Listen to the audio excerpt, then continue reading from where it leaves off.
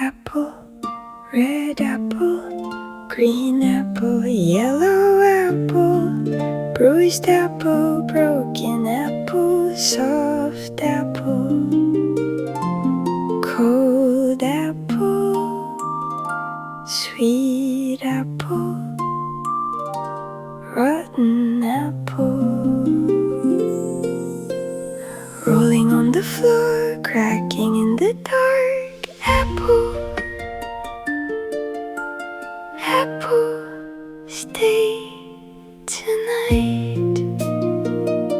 My father came home every night, shaking grocery bags full of apples, round little sounds inside the plastic tap, knock, rolling softly. Even now, I still don't know if that sound meant love or a warning. Some were red, some were still green, some carried bruises on their skin. But in his alcohol-soaked hands, every apple smelled like the same sadness.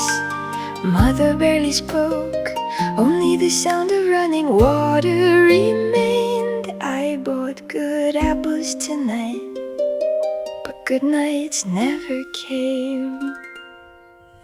Red apple, don't roll away tonight. Broken apple, stay beside my light. Sweet apple, cold apple, in the dark I still hear your shadow rolling through my heart. Apple, apple, rolling softly through the room. Apple, apple, blooming slowly into doom. I watched my mother washing apples and secretly ate the bruised parts she cut away. Strangely, the sweetness near the rotten places lasted longer, like a trembling voice after crying. Wine bottles rolled across the floor, apples rolled beside them. In the middle of the living room, they slowly became alike. Glass scent, fruit scent, the scent of 2 a.m. arguments. One night a red apple burst against the wall. That was the night I learned quiet things can also break. Red apple, don't fall apart tonight. Bruised apple, stay inside my sight. Soft apple, sleeping underneath the rain. I still hear your heartbeat inside all the pain. Apple, rolling softly through the room. Apple, blooming slowly into doom. At school they told us apples were healthy, round and beautiful, full of vitamins and life. But to me, apples remembered footprints and broken words. For a long time I couldn't love the color red. Lipstick, roses, Christmas ribbons, everything looked like another wounded apple. Now I understand. My father didn't truly love apples. He loved the feeling of bringing them home, as if for one brief moment he could become a good man again. But alcohol destroyed even that tiny hope. And maybe that is why I still hold red apples near my lips, without taking a bite, without letting go. Red apple, stay with me tonight. Broken apple, turning slowly into light. Sweet apple, no bruises left to hide. Maybe one day love will finally survive. survive. Apple rolling softly through my soul. Apple trying to become whole. Still, tonight I place one red apple beside the window. No bruises, no cracks, hoping someday I can share a quiet evening with someone I love.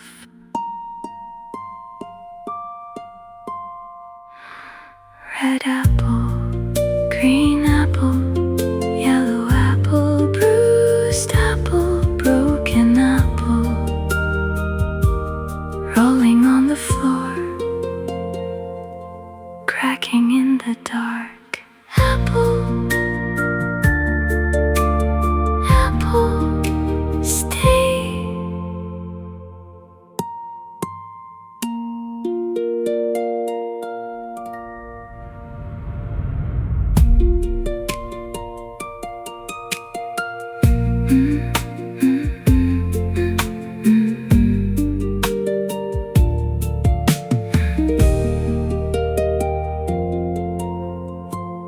Apple, red apple, green apple, yellow apple, bruised apple, broken apple, soft apple,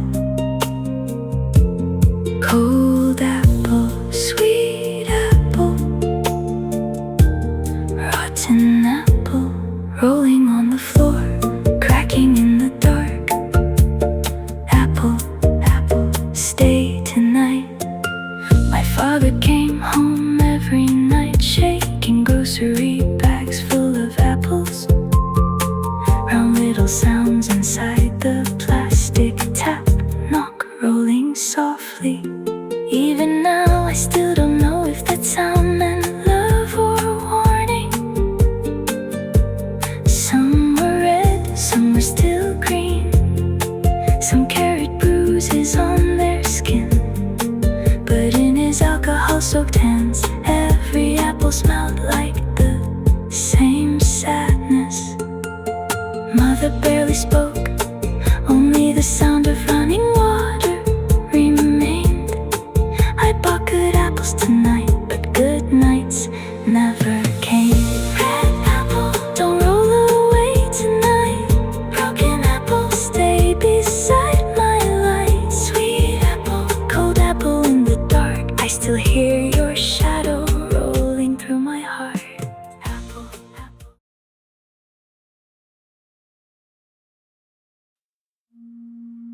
through drying sweetness, thinning sugar, apples resting beneath sunlight,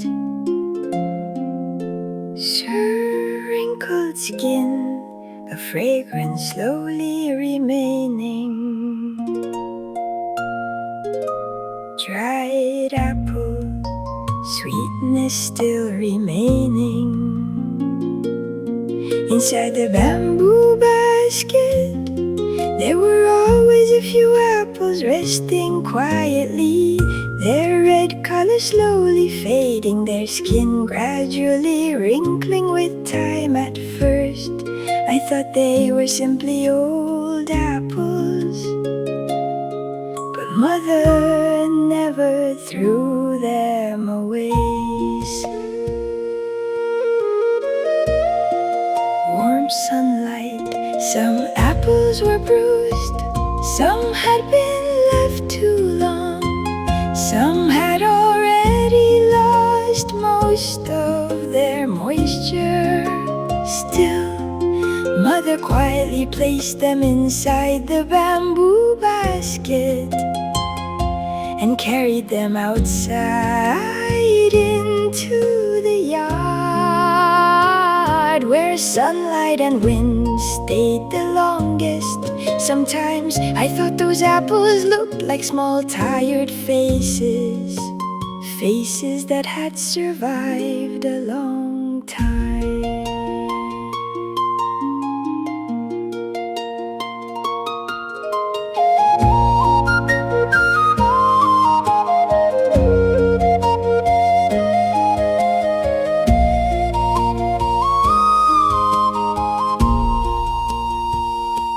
several days, the apples became lighter and lighter. When I held them in my hands, I could feel the moisture disappearing inside. But the sweetness became deeper instead. Dried apples carried a strangely deep fragrance, slowly condensing sweetness. Sometimes Mother turned the apple slices over gently, so one side would not dry too harshly, so sunlight could touch them evenly. As if she were quietly caring for something that had already suffered too long. And the driest apple slices eventually rested inside small glass jars, saving sweetness for winter meals. Dried apple, a fragrance that stayed until the end, a sweetness that refused to disappear with time. When I was little, I never understood why Mother cared so much. I thought slightly damaged apples could simply be thrown away. But Mother was never someone who gave up too quickly. Watching those apples beneath the sunlight, I sometimes wondered, perhaps Mother believed that people could change slowly too. Drying time. Bruised apples, wilted apples still carry sweetness if they were given enough sunlight and patience. And maybe Mother believed that Father too, returning home late with the smell of alcohol, could someday become a different kind of fragrance. Winter afternoons in the yard were quiet, sunlight, bamboo baskets, apples drying slowly in the air, thin fabric moving softly with the wind. Sometimes Mother carefully turned the apple slices so they would dry evenly beneath the sunlight's warm wind, moisture slowly disappearing. As the days passed, the apples became lighter and smaller. Their redness faded, their wrinkles deepened, yet somehow their fragrance grew richer. Even now, I still remember that scent, a sweetness filled with sunlight and wind, so warm it almost hurts to remember. Tonight, while looking at dried apple slices resting inside a bamboo basket, for one brief moment, I think I finally understood. Mother's waiting. Dried apple, an apple that survived sunlight, growing smaller with time, yet carrying deeper sweetness. Warm wind, sweetness remaining behind. An apple that was never thrown away.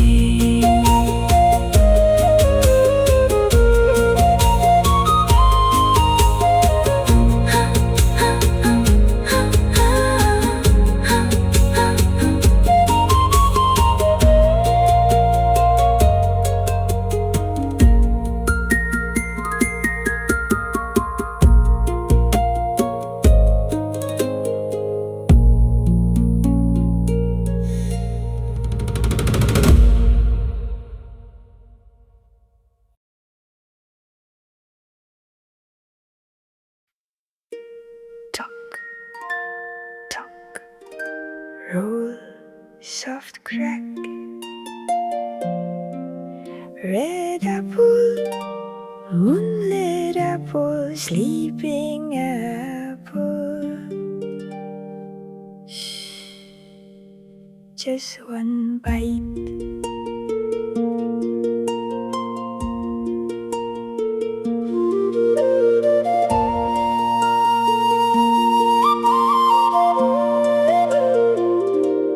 Moonlight slid softly across the window glass, while father slowly opened the picture book. Snow White was pale as winter, and the apple glowed red, like a quiet heart inside the dark. I leaned against father's knees, watching that painted apple for a very long time. It looked as if one single bite could pull someone gently into a distant dream.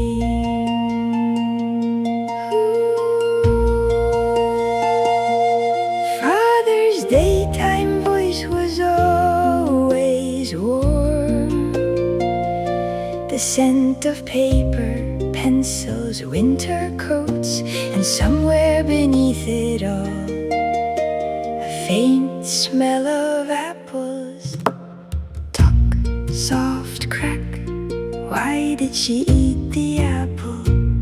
Father stayed quiet for a while, then smiled very softly. When loneliness becomes too deep, people sometimes want to fall asleep. Red apple, glass apple, those words kept rolling quietly inside my chest for years. At night the air inside the house slowly changed. Daytime father faded away, and the smell of alcohol drifted through the living room. But strangely, I still remember the scent of apples first. Roll, tuck, the apples resting on the table glimmered faintly inside the dark. I used to think they were breathing softly like tiny red hearts. Did Snow White truly want to die? Or was she only exhausted, wanting to close her eyes somewhere quiet and still? Sometimes I imagined if I bit into a bruised apple, all the loud nights would disappear, and I could sleep forever inside a snowy glass coffin. And someday a sober version of father would come wake me gently, smiling like daytime again, telling me it's alright now. Tuck, soft crack. One night an apple fell onto the floor. Watching a crack spread slowly across its skin, I forgot how to breathe for a moment. Ooh, winter moonlight spread across the window edges, cold and red like apple skin. I traced the painted apple in the storybook very slowly with my finger, as if a long forgotten sleep was hidden inside it. Tuck, roll. Why was Snow White's glass coffin so painfully quiet? Even the snowflakes seemed afraid to breathe, as if time itself had fallen asleep beside her. Red apple, sleeping apple, the white flesh beneath the bite mark looked pale as winter breath, the sweet scent hiding coldness underneath it. I stared at that sadness without yet knowing its name. Sometimes I wondered, at was the final thing she remembered. Not the prince of the witch, but perhaps some small ordinary evening filled with warmth. Red apple, moonlit apple, now I finally understand. Maybe Snow White was never waiting only for a prince's kiss.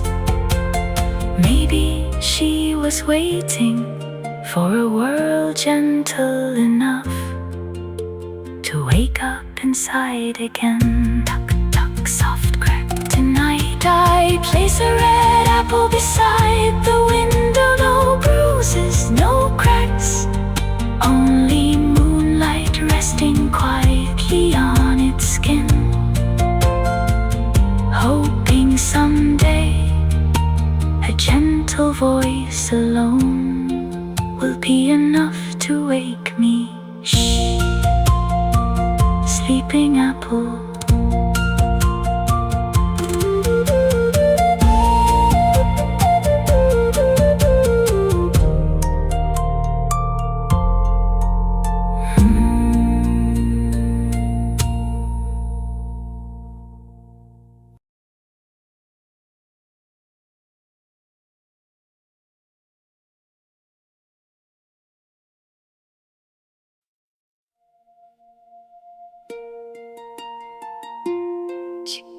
Fresh burst, split sweetness, red apple light, silver juice, bright flesh opening, cool sweetness running down, two soft halves breathing air, fresh apple breaking open,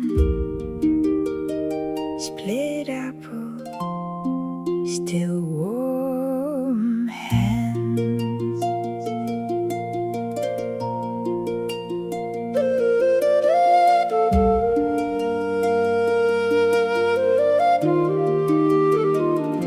My father split almost every apple using only his hands. The firm red skin slowly opened, and the pale flesh inside appeared softly in the air.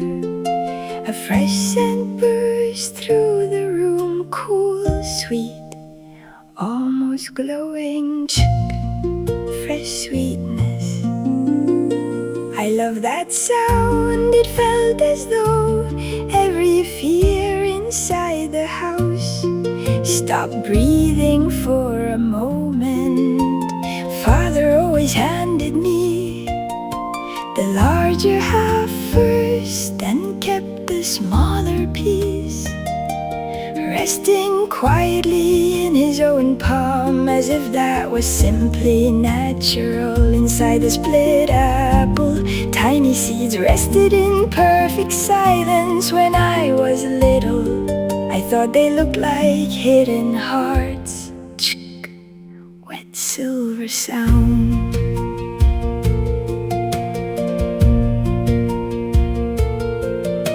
When father was sober, he felt larger than the world itself. Big hands, strong fingers, the kind of hands that looked capable of protecting anything. He designed bridges, places where people could safely cross rivers. The scent of dust on his work clothes mixed softly with apple sweetness, and I truly believed those hands could protect me from anything. Split apple sweetness beneath red skin, pale flesh glowing softly inside large weathered hands. Sweet air opening, but at night those hands slowly changed. Between the fingers that once offered apples, glass bottles quietly appeared. At first, almost gently, as if nothing dangerous had entered the room yet. And somewhere along the years, the scent of alcohol remained longer than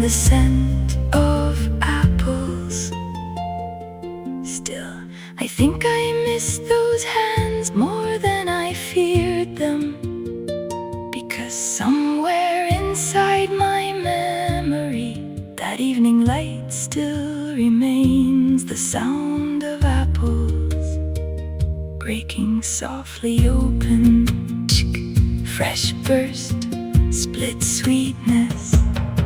When apples split apart, the inside finally touches air, and slowly the pale flesh begins turning brown. Sometimes I think memories do the same thing. At first, everything stays bright and sharp, but after enough time and air, even beautiful things begin changing color. Still, some memories never disappear, like the feeling of large hands always giving me the bigger half. One winter evening, Father gave me both halves, smiling quietly without saying anything. Then slowly he poured himself another drink, and for some reason that moment made me unbearably sad. The apples still smelled sweet, but Father's eyes already looked far away. Wet sweetness, quiet breaking. Tonight I slowly split an apple beside the window. Pale flesh, hidden seeds, fresh scent opening into the cold night air. And for one brief second, the warmth of those hands returned again. Split apple, a sweetness that never fully disappeared, a small memory of protection still resting inside my hands. Fresh burst, split sweetness, even now, whenever I hear an apple splitting open, some part of me becomes a child again.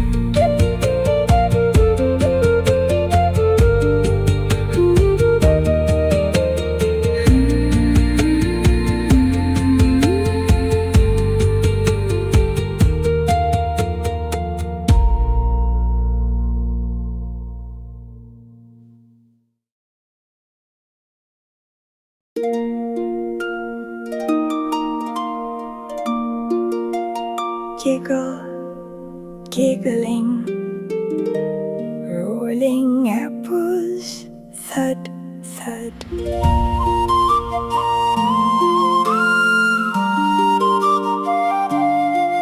The apples are falling, run, another one's falling. Giggle, basket, helmets, sunlit orchard air. Falling apples, to us they sounded like laughter. Father carried a long wooden pole. Every time it touched the high branches, apples came tumbling down.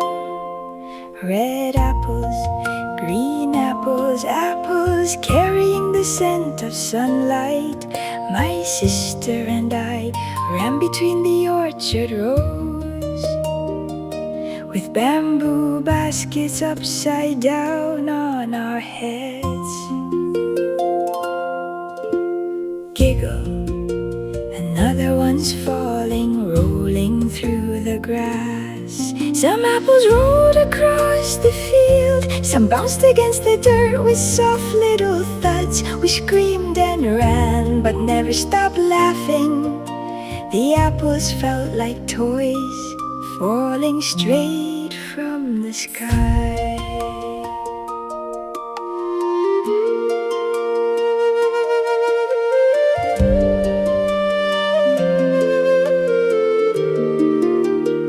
Sometimes Father dropped apples on purpose near our feet. Thud. My sister always ran first, and I nearly fell laughing behind her. Then another apple would drop, and both of us would run toward father at the same time. We hid inside his large work shirt as if disappearing into a safe little world. Apple scent, warm sunlight, dusty fabric, and summer air. Inside that shirt, everything felt strangely safe. Giggle, we hid again. Another apple falling. Father was smiling, not loudly but softly enough for the corners of his mouth to quietly rise. I still remember that face, a face without the smell of alcohol. Falling apples, for some they become bruises, but for us that day, they sounded like happiness. Apples pouring down like sunlight from the high branches.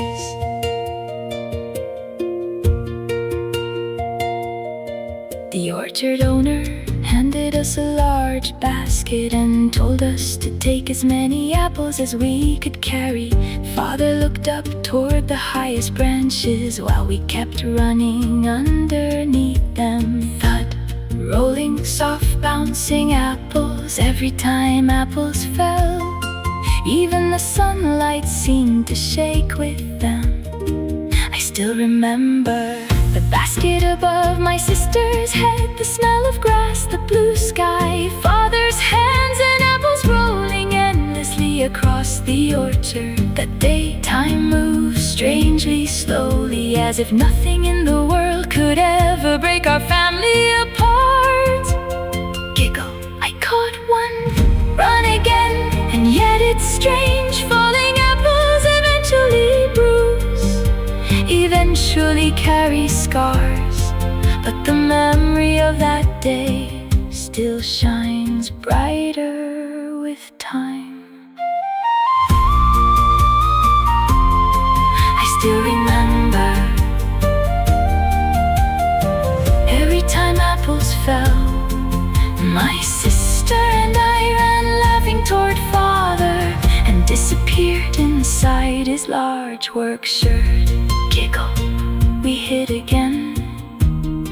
Another apple falling. Sunlight, dust, and even the scent of sweat were all mixed together inside that shirt. Strangely, that smell felt beautiful to me. The smell of father without alcohol, warm, safe, like nothing terrible could ever reach us there. I kept laughing inside that shirt, while outside apples continued falling softly around us.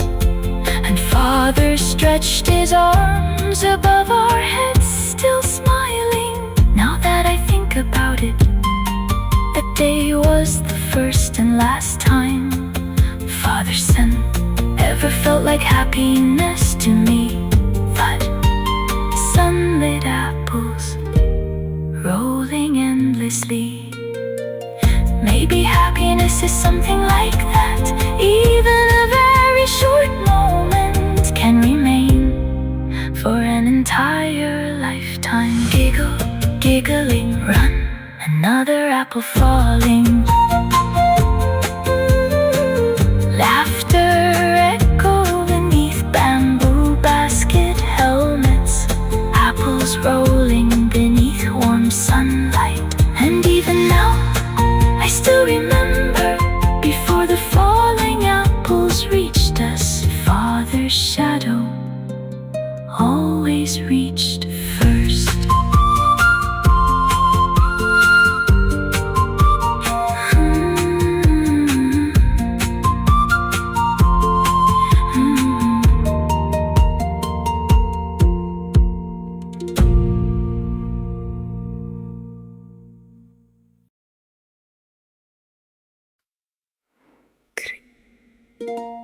Frozen sweetness, hard red skin, white freezer air, forgotten corner apple.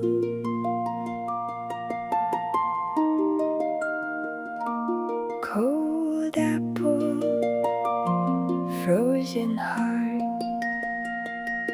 Our refrigerator stopped closing properly a long time ago.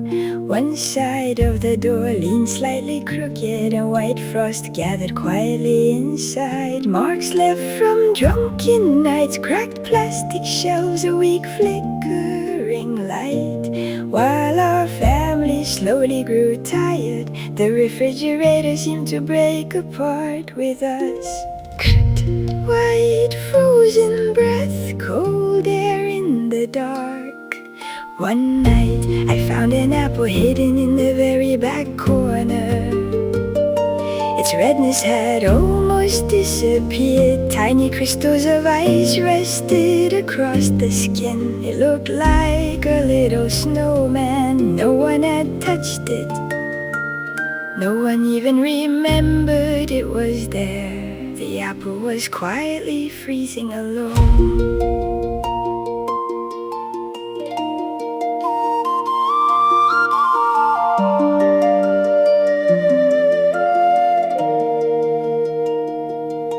When I was younger, I loved apples. The smell of sunlight bursting, sweetness, the pale flesh splitting open inside Father's hands. But as I grew older, everything slowly changed. Other fathers, other dinner tables, other homes without the smell of alcohol. And inside our refrigerator, cold apples waiting in silence. Cold red skin, little by little I stopped touching them. I couldn't tell whether I hated the apples or hated Father himself back then.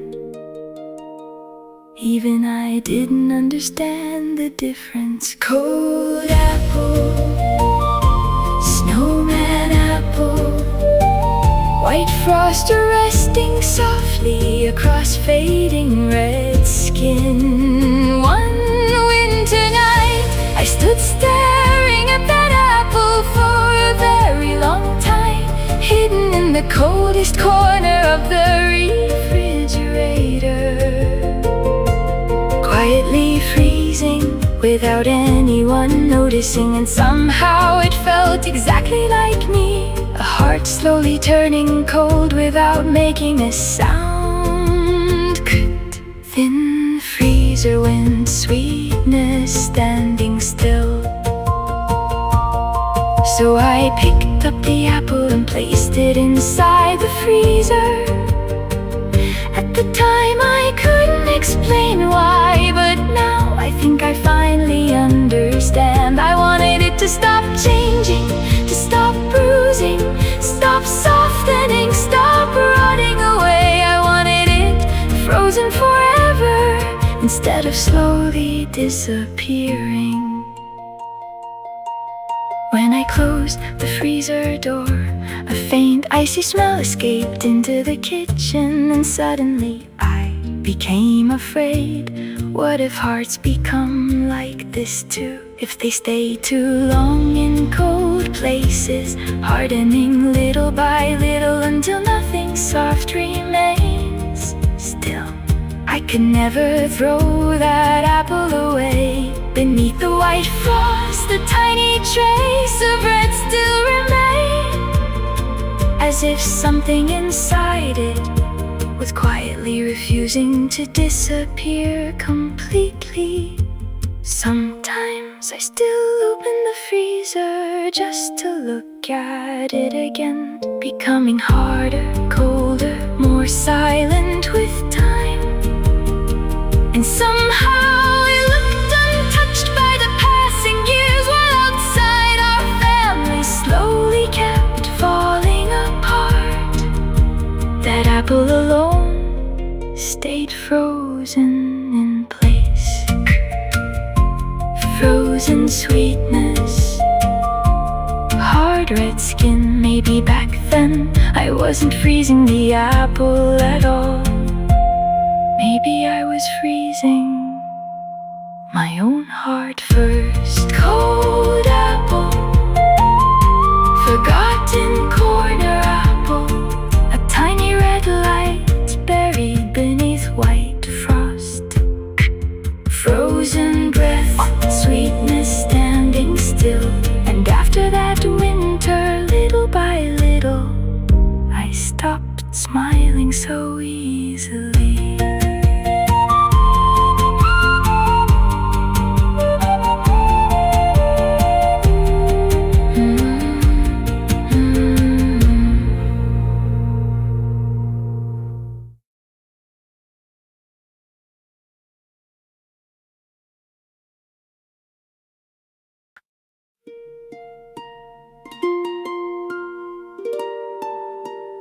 Press soft skin, hidden bruise, slowly sinking.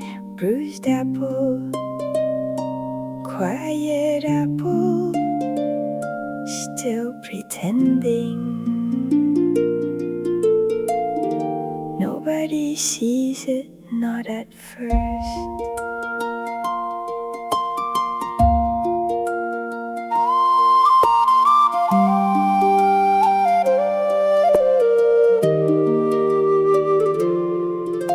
The apple resting beneath the kitchen light still look beautiful from far away. Smooth red skin, sweet fading scent, almost untouched. But when I pressed it softly, the inside slowly gave way. Press, softening underneath at first. The bruise carried a bluish shadow, like cold air trapped beneath red skin. Then slowly, gray spread through the hidden places quietly, without warning anyone. Bruised apple, slowly changing apple. Some things collapse that way, not loudly, not all at once, only deep inside where nobody looks first. People can be like that too, still smiling carefully, while something underneath softens day after day.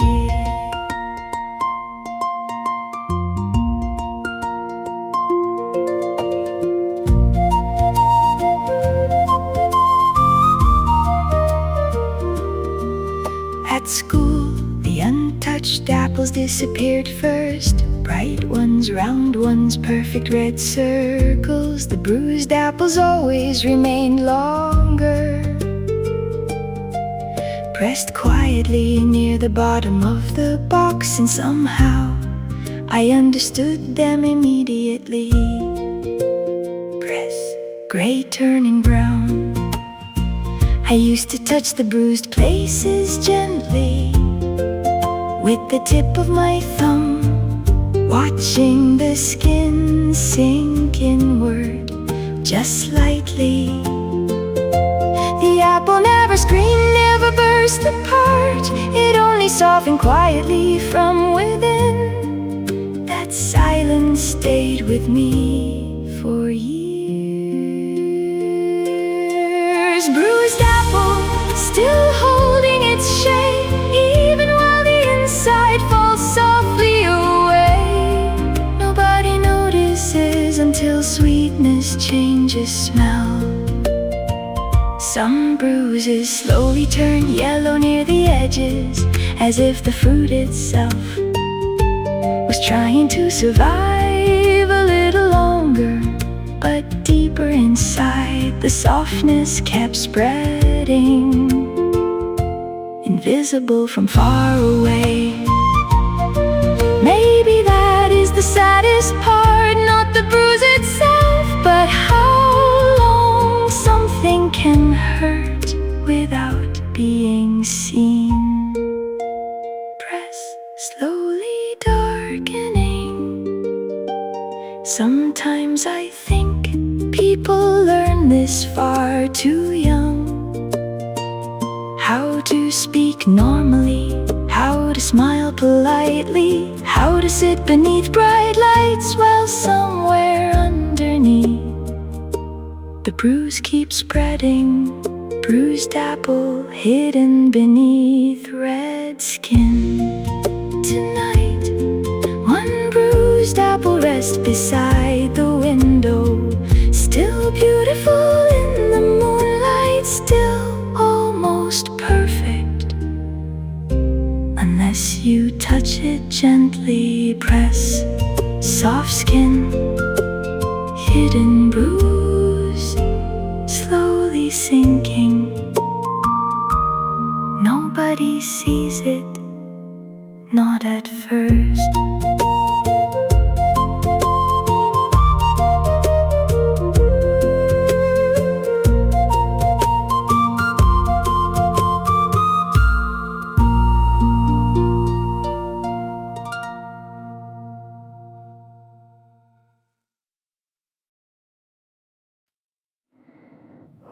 warm steam, hot breathing air. Bubble, bubble, soft boiling sweetness. Apples melting slowly, a kitchen glowing with warmth. Warm steam, fog across the window, sweetness spreading through the air.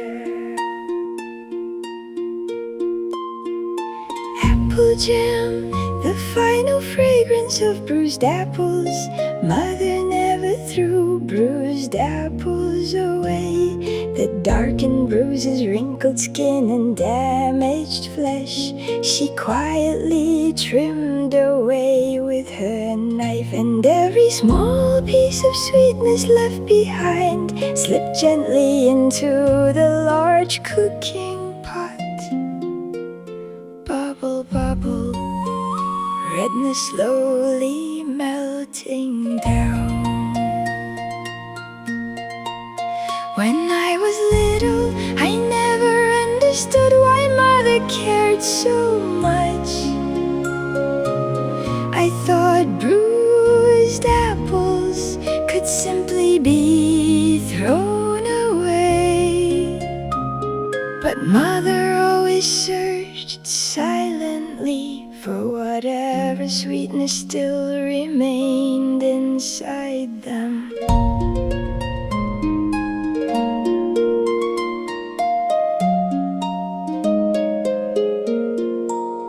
Inside the pot, the apples slowly lost their shape. Even the firm flesh softened little by little in the rising heat. And strangely, the more bruised the apples were, the deeper their fragrance became. Warm steam, sweet red breathing warmth, soft boiling fruit. Mother stirred the pot slowly with a long wooden spoon, so the bottom would never burn, so nothing would boil too violently, as if she were quietly soothing someone's hidden pain. The kitchen slowly grew warmer, and pale winter sunlight spread softly across the fogged glass windows. Bubble, bubble, apples slowly melting. Even bruised places were turning gently into sweetness. Sometimes I stared into the pot and wondered about strange things. Why Mother refused to give up on bruised and wounded things, until the very end. Warm steam, fragrance growing deeper with time. Maybe Mother believed human hearts could be like that too. Even covered in scars, even filled with bruises, somewhere deep inside, a small warmth still remained. Every time the lid lifted, warm steam slowly rose into the kitchen air. Apple fragrance slowly thickening fruit, a faint trace of cinnamon.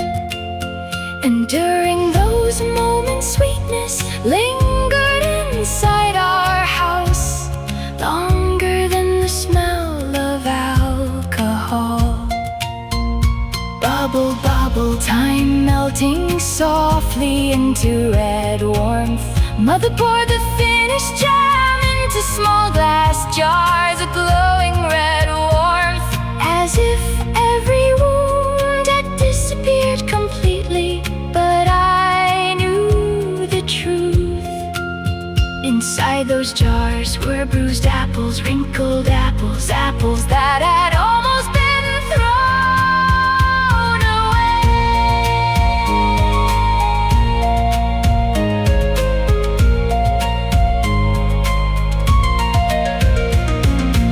One winter night, Mother spread fresh apple jam across a piece of warm bread. Suddenly I wanted to cry. I couldn't explain why. It simply felt sad and warm at the same time. Warm steam, soft breathing, heat, bubble, bubble, sweetness, refusing to disappear. Now that I'm older, I think Mother wasn't only making jam. She was slowly boiling wounded time itself, until our family could finally swallow it again. Apple jam, warm red light, the final warmth left behind by bruised apples. Bubble, bubble, fragrance filling the winter kitchen, fogged windows glowing softly. And even now, whenever I smell apple jam, some small part of me still wants to cry.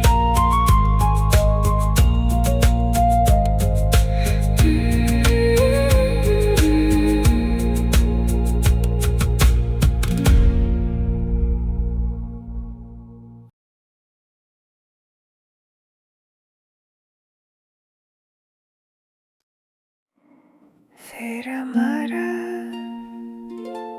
Ferramara, stay warm, stay alive.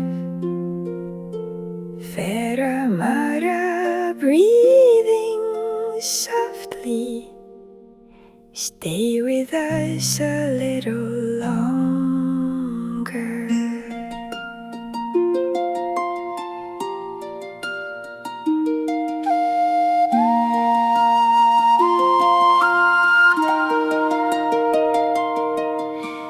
Apple vinegar, the fragrance of love awakened too late. Mother spent a very long time making apple vinegar.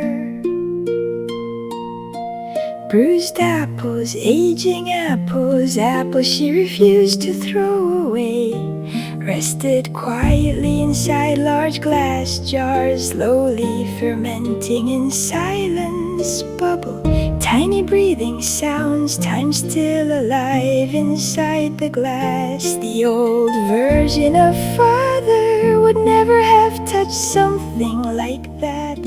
He used to laugh, saying bitter things were no fun and healthy things tasted boring. But after the illness arrived, Father slowly changed. No more truthfully, the love buried beneath years of alcohol finally began waking up too late.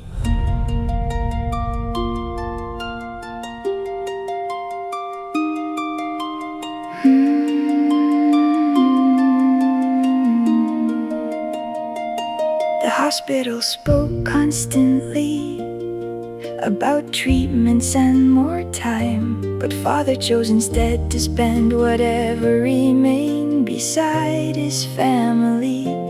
During the daytime he still taught young designers how to draw bridges and structures, and at night he sat beside me helping me solve mathematics problems.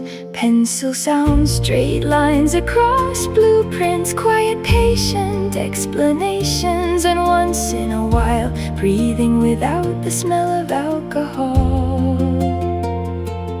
Ferramara, time slowly changing shape.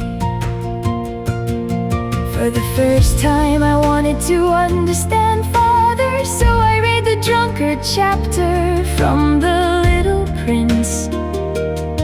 I searched through Tolstoy and old stories and poems about alcohol, trying to understand why someone would keep drinking even while destroying themselves.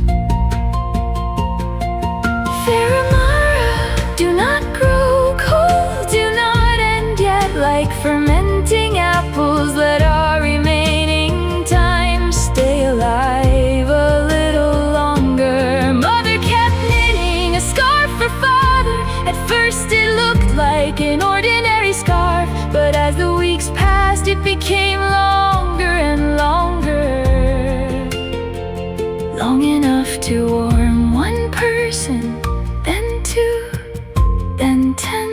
dozens more still. Mother never stopped knitting, as if continuing to knit could somehow keep time from ending.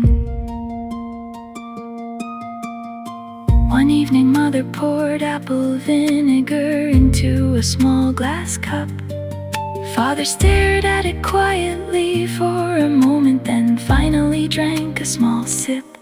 At that moment, Mother smiled softly, and somehow I suddenly wanted to cry.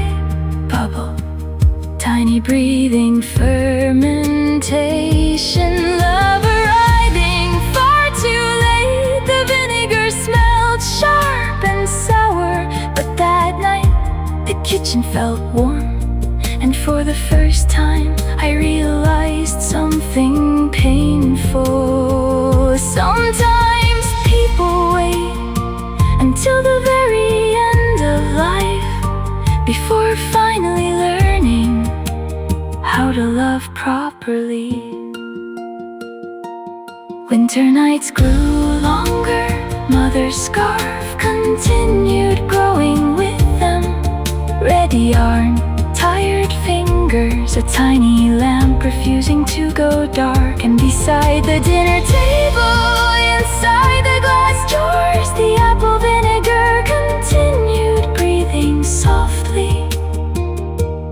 Fair Amara, do not disappear. Stay warm a little longer. That winter, for the first time in my life, I wanted desperately to hold on to things that could no longer be saved. Apple vinegar, the fragrance of fermented time, the winter when love finally awakened from beneath the alcohol.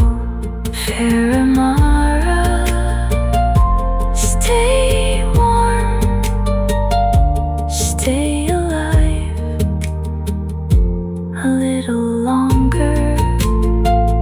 And Mother's scarf was never completely finished.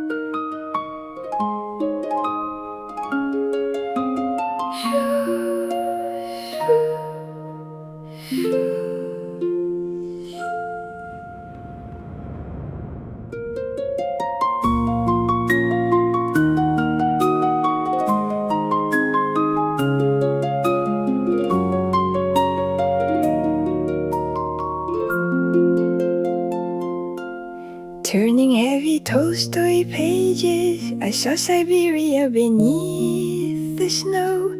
A broken father raising bitter glasses on the backs of those who loved him most. And his desperate cries came rushing through our living room at night, blending with my father's sleepless breathing in the darkened light. Do not pity me, crucify me instead. Did those tortured words from the novel also live inside my father's head? Perhaps within the bottles lining up beside his shaking hands lived tears as cold and lifeless as the frozen Russian land. By day my father built great cities as a gifted architect, drawing skeletons of steel and light with calm precision intellect.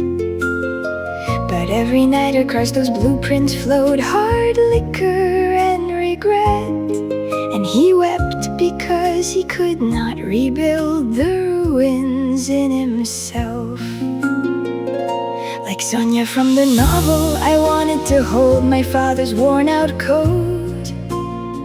Dad, "You are not a sinner," I whispered softly, like a child inside a fable. But Siberian winds came crawling through the cracks beneath his door, and froze my voice before my words could reach him anymore. My sister feared those freezing winds and dreamed of some place warm. She was too gentle for a season filled with alcohol and sorrow storm. But when my father finally collapsed beneath the weight he could not bear, she crossed the frozen roads before us all. My sister was already there.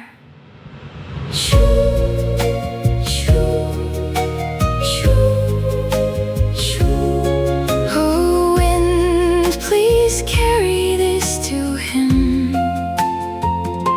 The thing my father truly built was never cold concrete or stone, but a house of love where all of us could safely sleep together warm.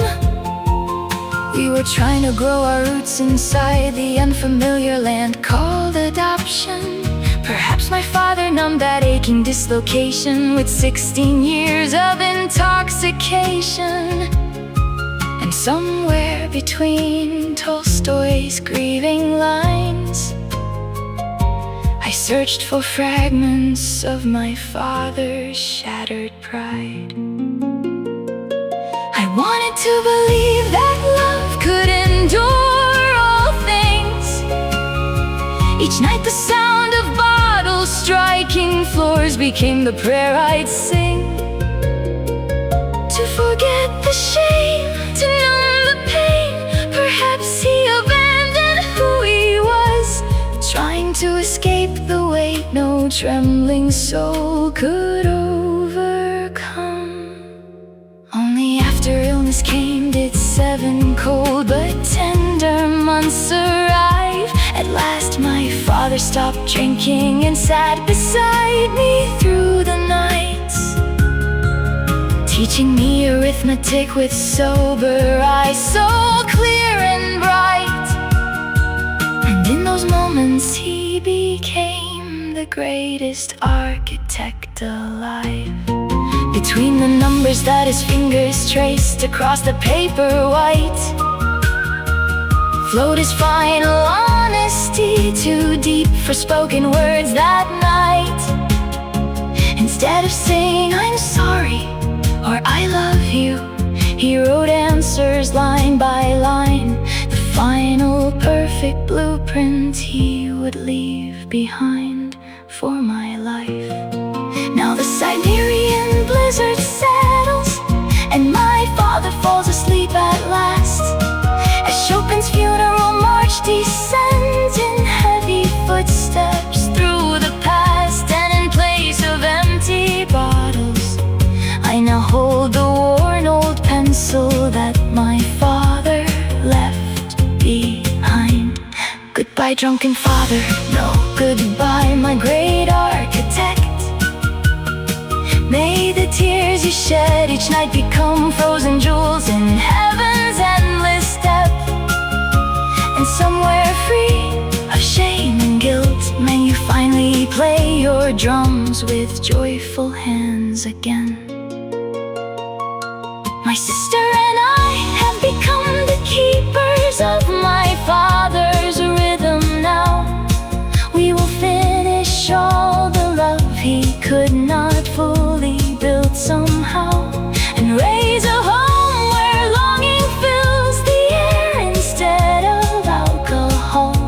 A warmer place where none of us must freeze alone at all. Tomorrow the sun will rise again and melt the snow away, and maybe like the arithmetic my father taught, my grief will find its answer someday.